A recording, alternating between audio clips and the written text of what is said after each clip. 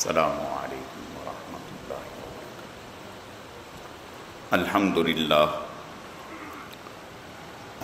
للہ نحمده ونستعینه ونستغفره ونؤمن به ونتوکل علیہ ونعوذ باللہ من شرور انفسنا ومن سیئات اعمالنا من يهده الله فلا مضل له ومن يضلل فلا هادي له ونشهد أن لا إله إلا الله وحده لا شريك له ولا نظير له ولا مثل له ولا مثال له ونشهد أن سيدنا وسندنا وشفيعنا ومرشدنا ومولانا وملجانا محمد وبارك وسلم وصل عليه۔ أعوذ بالله من الشيطان الرجيم، بسم الله الرحمن الرحيم۔ قد أفلح المؤمنون الذين هم في صلاتهم خاشعون۔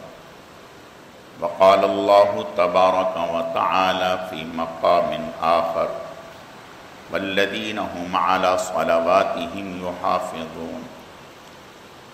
صدق الله مولانا العظيم وبلغنا رسوله النبي الكريم ونحن على ذلك لمن الشاهدين والشاكرين والحمد لله رب العالمين۔ اللهم صل على روضة محمد في الرياض وصل على بلد محمد في البلاد وصل على قبر محمد في القبور وصل على جسد محمد في الأجساد وصل على روح محمد في الأرواح۔ گرامی قدر معزز حاضرین، میرے واجب الاحترام بزرگوں اور عزیز نوجوان ساتھیوں، میں نے آپ کے سامنے قرآن مجید فرقان حمید میں سے دو آیت کریمہ تلاوت کی ہیں۔ رب ذوالجلال سے دعا ہے کہ وہ ذات بزرگ و برتر مجھے اس کی روشنی میں صحیح صحیح کہنے کی اور سمجھانے کی توفیق عطا فرمائے۔ پھر اللہ رب العزت کی ذات اس مختصر وقت میں جو کچھ کہا سنا جائے، اس کہنے سننے کو محض اپنی رضا کے لیے اپنی بارگاہ میں قبول و منظور فرمائے، ہم سب کی نجات اور ہدایت کا، مغفرت کا ذریعہ اور سبب بنائے۔ میری آج کی مختصر گزارشات کا موضوع اور عنوان نماز کی حفاظت اور نماز کا خشوع اور خضوع، یہ عنوان ہے۔ اسی سے متعلق چند باتیں عرض کرنی ہیں۔ اللہ رب العزت صحیح صحیح کہنے کی، سمجھانے کی، سمجھنے کی، عمل کرنے کی توفیق عطا فرمائے۔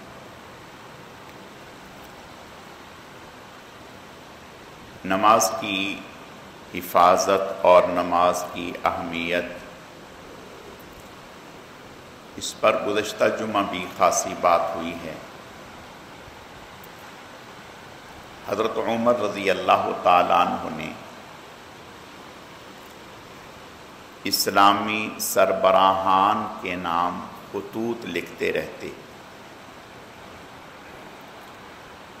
اور ان میں یہ بات تاکید سے لکھتے کہ نماز کا خاص خیال رکھنا ہے۔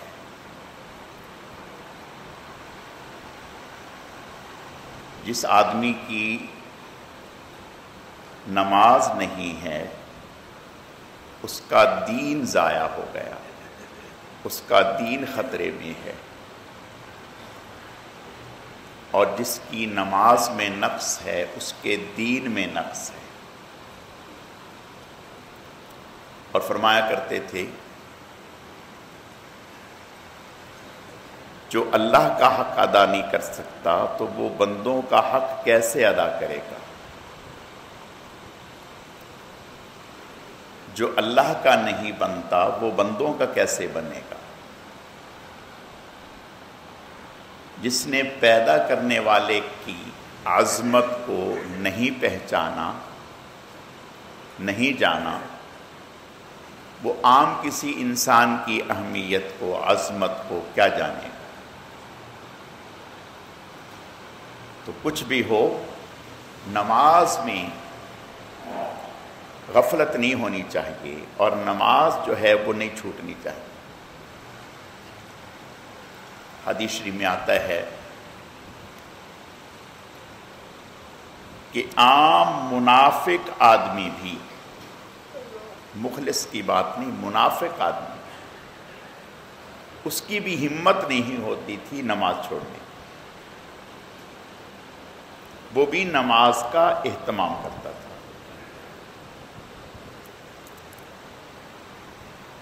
نابینا صحابی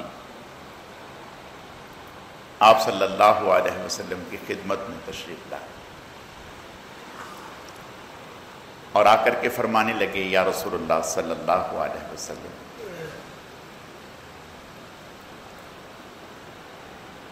بعض دفعہ مجھے مسجد میں لانے والا کوئی نہیں ہوتا، میرے لیے آنا ذرا مشکل ہوتا ہے، دشوار ہوتا ہے، تو کیا مجھے اجازت ہے کہ میں نماز گھر میں پڑھ لوں؟ نماز چھوڑنے کی اجازت نہیں، نماز گھر میں پڑھ لوں۔ آپ صلی اللہ علیہ وسلم نے فرمایا ٹھیک ہے۔ جب یہ جانے لگے، مسجد سے باہر نکلنے لگے، تو آپ نے فرمایا انہیں بلاؤ۔ بلایا۔ آپ نے ارشاد فرمایا کہ یہ بتاؤ کہ تمہارے گھر تک آذان کی آواز آتی ہے؟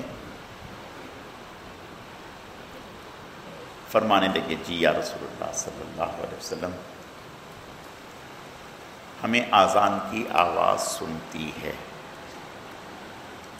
آپ نے ارشاد فرمایا پھر تو مسجد میں ہی نماز پڑھنا ہے، گھر میں۔ آذان کی آواز سن کر فرمایا مسجد میں جماعت کے لیے آنا پھر تو ضروری ہے، پھر گھر میں نہیں۔ یہ ایک نابینے آدمی کے لیے حکم فرمایا جا رہا ہے۔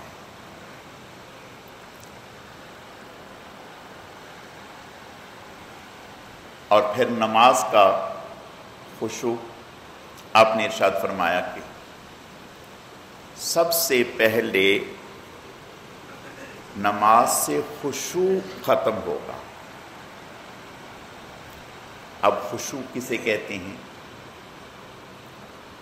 خشوع کا معنی ہے ظاہری اعضاء میں بھی سکون ہو، دل بھی اللہ کی طرف متوجہ ہو۔ ان تعبد اللہ کأنک تراہ فإن لم تکن تراہ فإنہ یراک۔ اللہ کی عبادت یوں کر جیسے تو اللہ کو دیکھ رہا ہے۔ اگر یہ تصور قائم نہ کر سکے تو پھر یہ تصور قائم کر کہ اللہ مجھے دیکھ رہے ہیں۔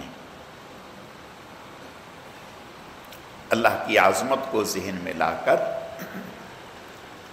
یہ سوچ کہ اللہ تعالیٰ مجھے دیکھ رہے ہیں۔ اب اللہ تعالیٰ کو حدیث شریف میں آتا ہے، آپ صلی اللہ علیہ وسلم کا ارشاد ہے، بعض نماز پڑھنے والے ایسے ہوتے ہیں کہ ان کی نماز سر سے اوپر جاتی ہی نہیں، بلکہ بوسیدہ کپڑے میں لپیٹ کر ان کے منہ پہ مار دی جاتی ہے اور کہا جاتا ہے کہ تو ہم پر کوئی احسان کرنے آئے ہیں۔ دیکھیں، پہلے تو ہم یہ ذہن میں رکھیں، کیا اللہ تعالی ہماری عبادت کے محتاج ہیں؟ ہم اگر عبادت نہیں کریں گے تو اس کی ربوبیت میں، کبریائی میں، اس کی عظمت میں کوئی کمی واقع ہو جائے گی؟ نہیں۔ نماز تو ہم اپنے لیے پڑھ رہے ہیں۔ جب اپنے لیے پڑھ رہے ہیں پھر نماز کو نماز کے طریقے سے پڑھیں۔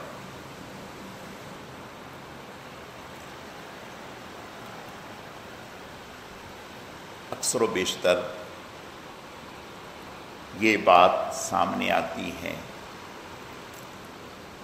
کہ نماز میں خیال ادھر ادھر بھٹکتا ہے،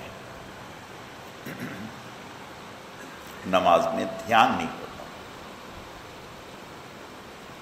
اکثر ایسا سننے میں آتا ہے۔ علماء نے لکھا ہے اگر وضو سنت کے مطابق صحیح طریقے سے کیا جائے تو انشاءاللہ اس کی برکت سے اللہ نماز میں اپنا دھیان نصیب فرما دیں گے۔ جب وضو میں کمی آتی ہے، خلل آتا ہے، تو اس کا اثر نماز پر پڑتا ہے، پھر نماز کا خشوع اور سکون ختم ہوتا ہے۔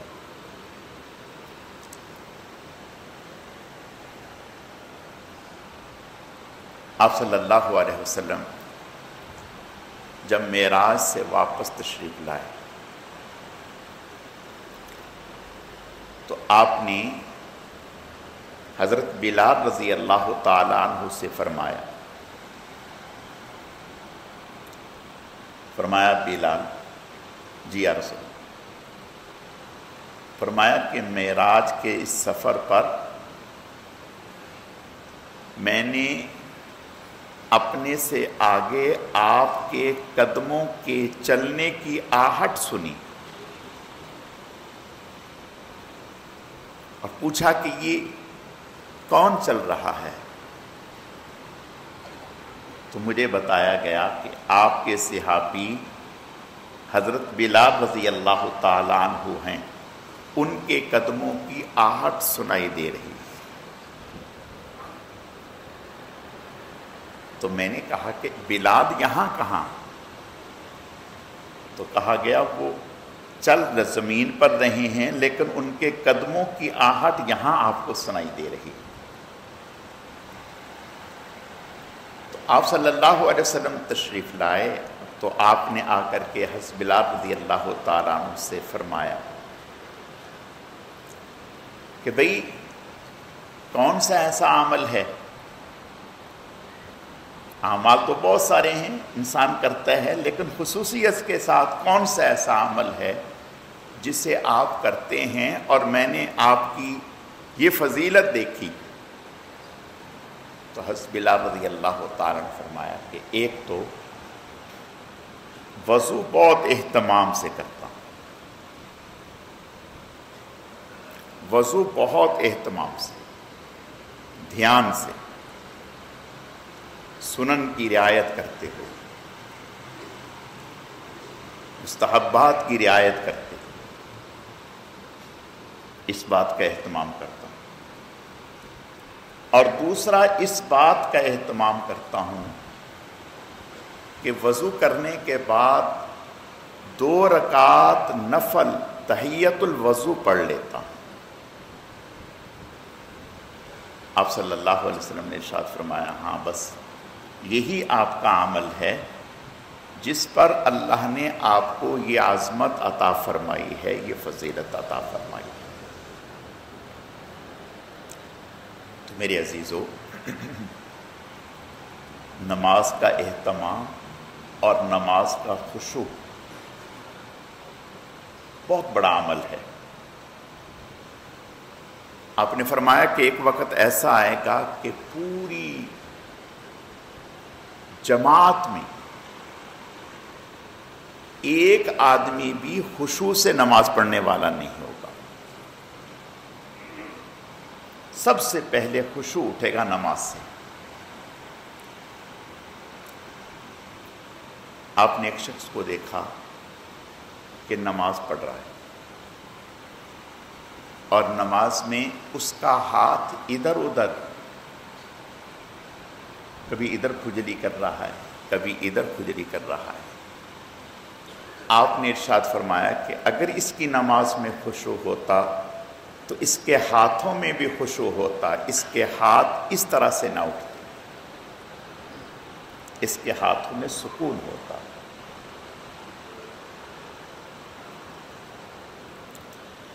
حضرت عبداللہ بن زبیر رضی اللہ تعالی علماء نے لکھا ہے کہ جب وہ نماز پڑھتے تھے تو اس طرح سے ساکت کھڑے ہوتے تھے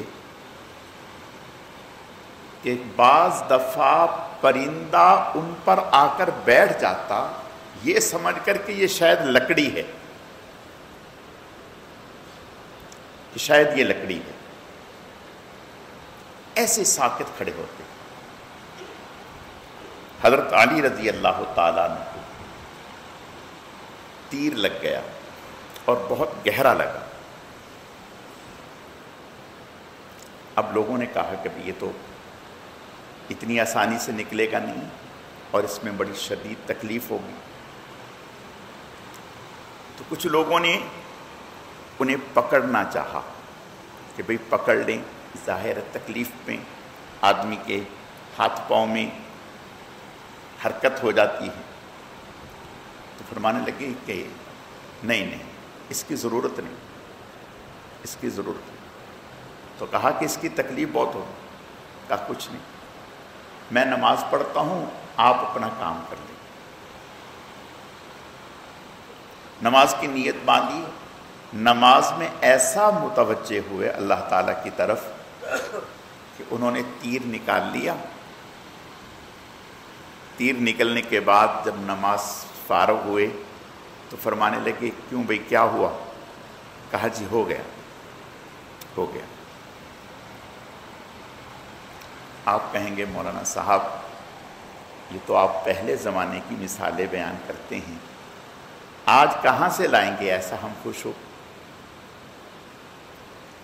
ابھی قریب زمانے میں ہمارے بزرگ گزرے ہیں، مفتی حسن صاحب رحمۃ اللہ علیہ۔ لاہور میں ادارہ ہے جامعہ اشرفیہ لاہور، سب نے سن رکھا ہے، ملک کے نامی گرامی اداروں میں سے۔ اس کے بانی ہیں اور حکیم الامت مولانا اشرف علی صاحب تھانوی رحمۃ اللہ علیہ سے ان کا تعلق تھا، اصلاح کا، بیت کا۔ اللہ کا کرنا ایسا ہو گیا کہ ان کے پاؤں میں کسی وجہ سے شوگر سے یا کسی وجہ سے زہر پھیل گیا، زہر پھیل گیا۔ یہ جو بات میں کہہ رہا ہوں یہ پہلے تو ہم نے کتابوں سے پڑھی تھی، یعنی کتابوں میں ان کے بارے میں یہ لکھا تھا۔ حضرت کے صاحبزادہ ہیں مولانا فضل الرحیم صاحب، اپنی مسجد میں تشریف لائے تھے، مغرب کی نماز بھی پڑھائی تھی، اذان بھی دی تھی انہوں نے۔ ان سے براہ راست میں نے یہ بات پوچھی،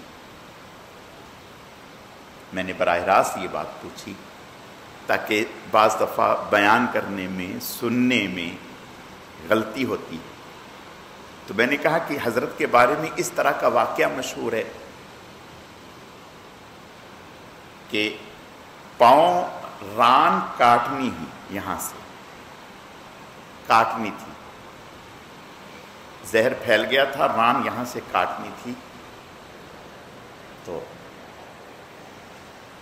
ڈاکٹر نے کہا کہ حضرت آپ کی یہ ران کٹے گی۔ حضرت نے کہا پھر؟ کہنے لگے اس کے لیے آپ کو ہمیں بے ہوش کرنا پڑے گا۔ ہوش میں تو ناخن الگ نہیں ہوتا، ناخن الگ نہیں ہوتا، یہ تو ران ہے، ہڈی ہے، گوشت ہے، یہ کاٹنا پڑے گا۔ اور اس کے لیے بے ہوش کرنا پڑے گا۔ حضرت نے فرمایا نہیں، ایسا نہیں ہوگا، میں بے ہوش نہیں ہوں گا، پھر سن کرنا پڑے گا، نہیں ایسا بھی نہیں ہوگا، نہ بے ہوش نہ سن۔ وہ ڈاکٹر حضرت سے بہت عقیدت رکھتا تھا، اس نے حضرت کے صاحبزادوں سے فرمایا کہ حضرت بڑے ہیں، ہم تو حضرت سے بحث نہیں کر سکتے، آپ حضرت کو اس بات پر تیار کریں کہ بے ہوش کرنے دیں یا سن کرنے دیں، یہ تکلیف ایسی ہے ناقابل برداشت ہے۔ حضرت نے فرمایا کہ میرے جسم کا ایک حصہ الگ کیا جائے اور میں بے ہوش ہوں، نہیں مجھے ایسا برداشت ہے۔ بیٹوں نے کہا، حضرت نے فرمایا نہیں۔ کہا کہ حضرت پھر کیسے ہوگا؟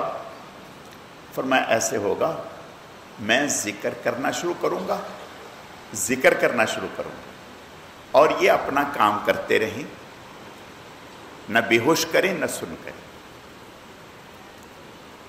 ایسا ہی ہوا، حضرت ہوش میں رہے، ذکر کرتے رہے، اور وہ آپریشن کرتے رہے۔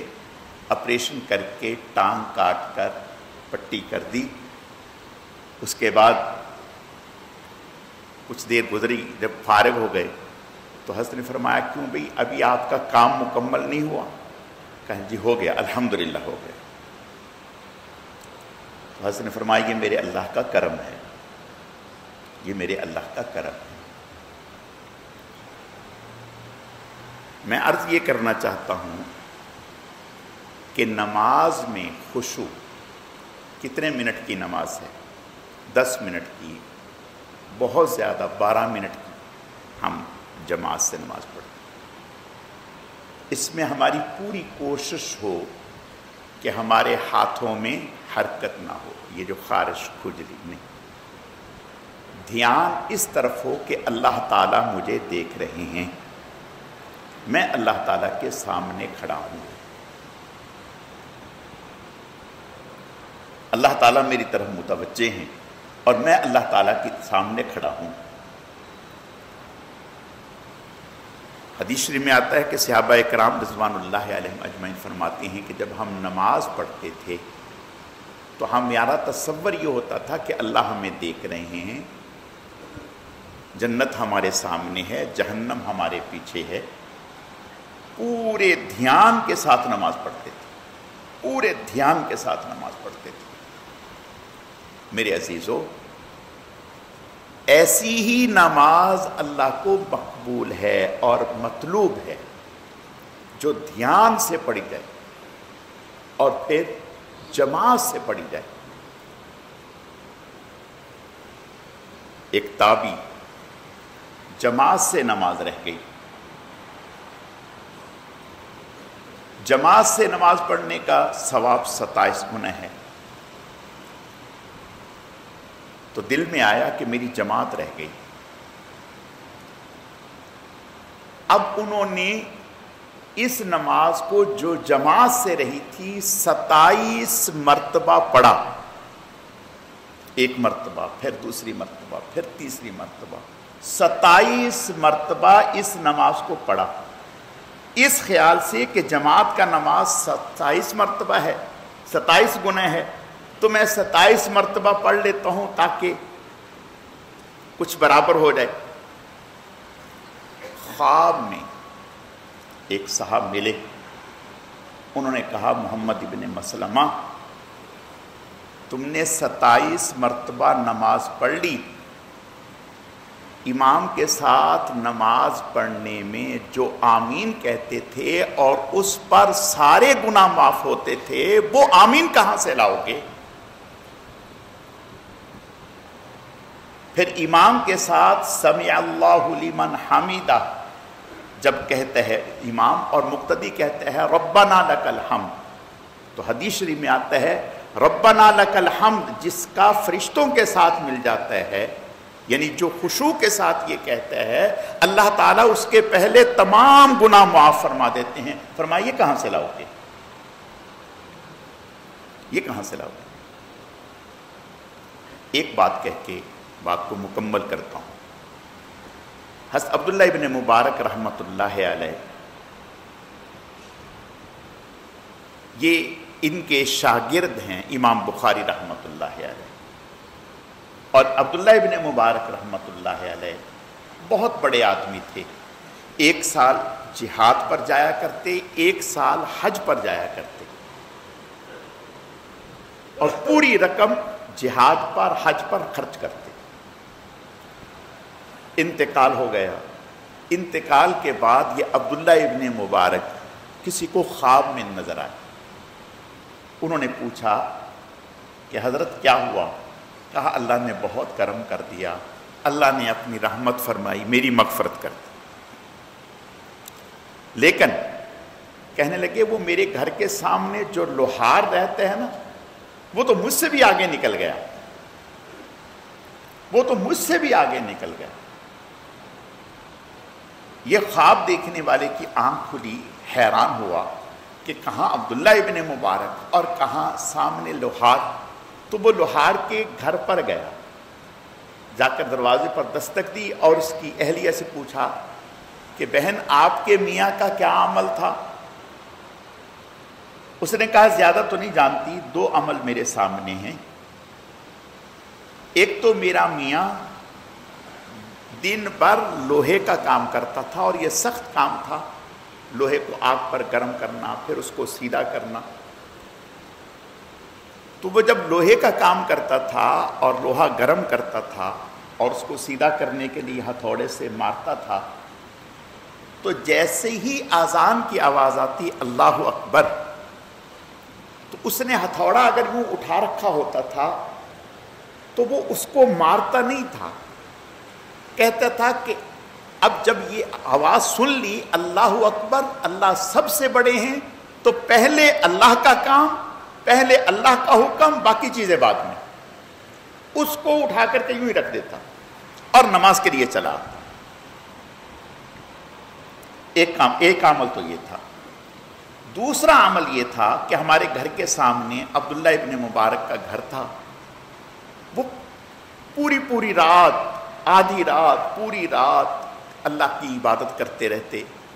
تو میرا میاں ان کو دیکھ کر روتا رہتا اور سسکیاں بھرتا رہتا، کہتا کہ اے اللہ کاش کہ میرے بدن میں بھی اتنی طاقت ہوتی کہ سارے دن کی تھکاوٹ نے، مشقت والے کام نے میرے جسم کو توڑ دیا، کاش کہ میرے بدن میں بھی اتنی طاقت ہوتی، میں بھی عبداللہ ابن مبارک کی طرح آپ کی بارگاہ میں کھڑے ہو کر پوری رات آپ کی عبادت کرتا۔ یہ تڑپ تھی اس کی۔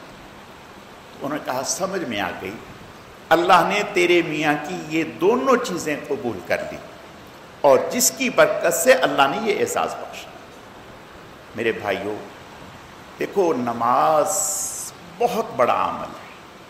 آج ہمارے ساتھ جتنے بھی مسائل ہیں، انفرادی یا اجتماعی، اگر ہم غور کریں گے، اگر ہم دیکھیں گے، تو اس میں ہمیں اپنی نماز میں کوتاہی نظر آئے گی۔ بہت سارے لوگ ہیں جو 5 نہیں پڑھتے، 4 پڑھتے ہیں، 3 پڑھتے ہیں، فجر کی نہیں پڑھتے۔ بہت سارے ہیں جو 5 پڑھتے ہیں لیکن 3 مسجد میں پڑھتے ہیں، 2 گھر میں پڑھ لیتے ہیں۔ بہت سارے ہیں جو 5 پڑھتے ہیں لیکن 5 وقت پر نہیں پڑھتے، لیٹ کر کے پڑھتے ہیں۔ 5 پڑھتے ہیں، دھیان سے نہیں پڑھتے، وضو کا خیال نہیں رکھتے، کپڑا پاک ہے ناپاک ہے، پیشاب کے قطرے آ رہے ہیں، اس کا خیال نہیں۔ میرے عزیزو، یہ ایسی کمزوری ہے نماز کی، اللہ ہماری حفاظت فرمائے۔ اگر نماز صحیح نہیں ہوئی اور وقت پر نہیں ہوئی، جماعت سے نہیں ہوئی، دھیان سے نہیں ہوئی، تو سمجھو ہمارے سارے کام بگڑ جائیں گے۔ اگر اس کو ہم نے صحیح پکڑ لیا تو انشاءاللہ رب کریم ہمارے سارے کام سیدھے فرما دیں گے۔ اللہ تعالیٰ سمجھنے کی، عمل کرنے کی توفیق عطا فرمائے۔